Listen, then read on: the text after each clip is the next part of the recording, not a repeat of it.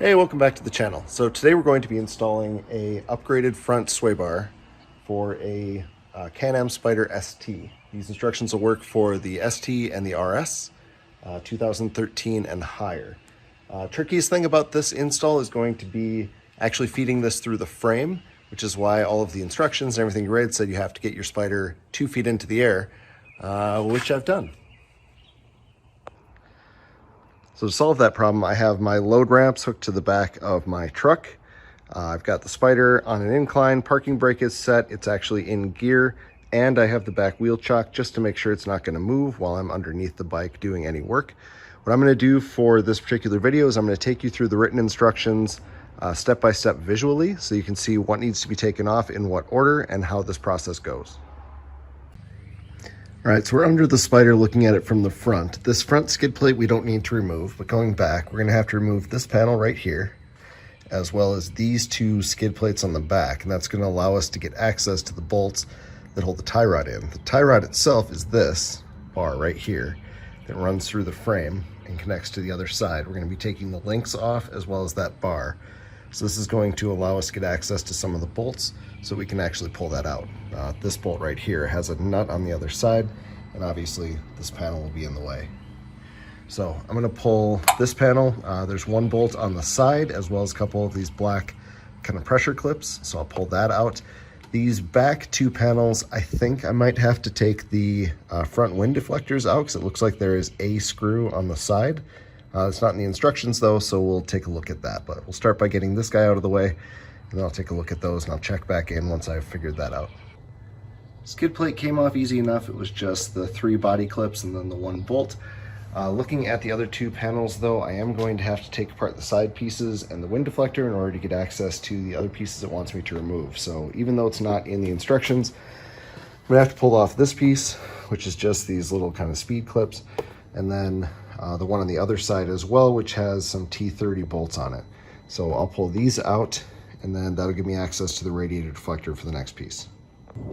With the access panel removed, you can get access to this screw right here, which you'll need to take out off of this front wind deflector. With that screw removed, you'll be able to pull this out of the way to get access to this screw to pull off that bottom skid plate. With that screw removed, then there's a body clip here and one down there that get pulled out, and then this comes down, and you can see it's just sort of like clipped on that back rod, so you can just kind of pull this off and the whole panel will lay free. That'll give you access to everything underneath to be able to pull this bar out. So we'll do the same thing on the other side, pulling these 2 screws. They're just T30. There's one screw kind of down on the bottom here. We'll pull that as well. And then again, we'll loosen the deflector screw and be able to pull that bottom panel off. On the right side of the bike, we're going to have to remove this radiator cowl. Now to do that, there's a screw here, there's one on the bottom there, one down there, then there's also 2 bolts. There's one right in there, and then the other one, you can kind of see it, is right back there. Those are 10 millimeter. So you'll need a couple T30s and a 10 millimeter. With this 10 millimeter removed, you can pull this deflector out, and that'll get you access to that screw, which will release both the radiator cowl and the skid plate underneath. With those screws released, you can shimmy this cowl out. I'm not going to take it out all the way. I'm just moving it out far enough that that little corner of my sway rod will actually miss this. So I'm just moving it enough to give myself clearance to put the new anti-sway bar in without having to get around this part. So back underneath, those same 2 body clips allow this to fall free. There is a vent here, so instead of taking this piece off completely, I'm just going to turn it to keep it out of the way and let it hang here, because all I really need to do is get access to a couple bolts on the inside, so this can just hang here out of the way for now. Now that we've got access, we're going to remove these 2 bolts from the linkage here. So these are 1/2 inch. So we'll just put a wrench on this side and a ratchet on that side. So now that the old links are removed, these old kind of plastic ones are gone, install the new metal links. Now installed with your kit, or included with your kit rather, are these spacers. And these spacers have a tapered side and a non-tapered side. You want to make sure the tapered side goes towards the metal link. So look like that. You're going to do one on either side of the bushing, and then the screw will go with. They also give you 2 of these bolts in case you stripped one out when you were clearing out the others, or you can reuse the hardware off the bike that you just took off. It's all the same size. So at this point, you're only going to install the upper link, so you're going to leave the bottom hanging loose, and you're going to tighten it to about 20 pounds. Now, getting those spacers connected is kind of a pain.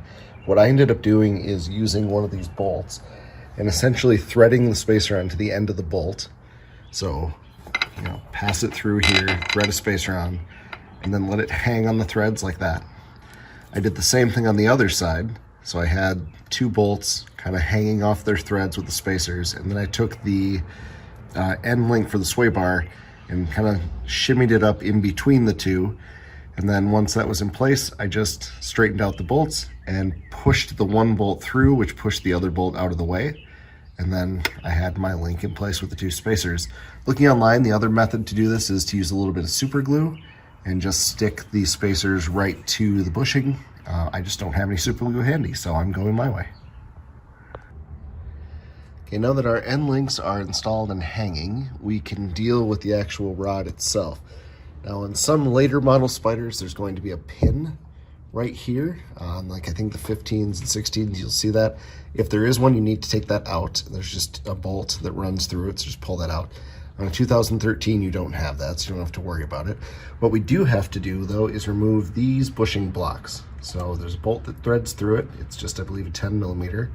So we'll put something on both sides, kind of loosen this out. That bolt pulls out, and then this block can slide down past this channel, and it's separated in the middle, so it'll kind of like split apart and come off. Now, if the bushing blocks are removed, this bar is completely loosened here. So it just kind of flops around. And what we're going to do to work it out is get it past this support on the radiator, and then essentially slide it down. And eventually it's going to allow this to drop then out the other side. You'll have to work it past these plastic pieces a little bit, but that should allow you to kind of drop the bar down, which is why we need so much clearance underneath the Spyder. So to get the clearance I need, I am going to take one of these radiator shrouds out. I'm using this left one just because it's a little bit less involved. There's a little bit less to it as far as the connection points. So there's an additional screw here, and then there's the 10 millimeter bolt on the inside, and that should allow me to shimmy that out and kind of work it free here to allow the bar to have room to come out. With the radiator shroud out of the way, the old bar came out pretty easy, and kind of sitting next to the new one, you can see how much thicker the new bar is.